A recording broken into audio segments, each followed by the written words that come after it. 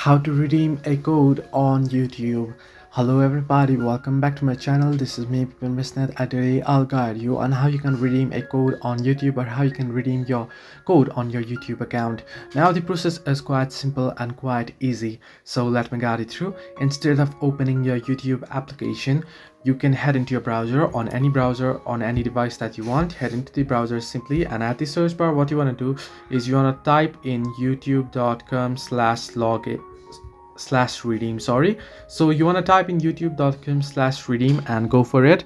Once you go for it, you'll be headed to this page where it says redeem your code. As you can see, if you're what you want to do is you want to tap on the profile icon at the top right corner of your screen and then tap on your profile username there, and here you'll be able to switch between your accounts on your device, or tap on add account and then add in another account that you wish to redeem a code on.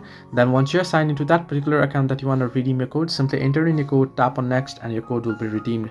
So this way you can redeem a code on YouTube. Hope this helped you. Do like and subscribe, and not forget to leave a comment down below if you have any further issues.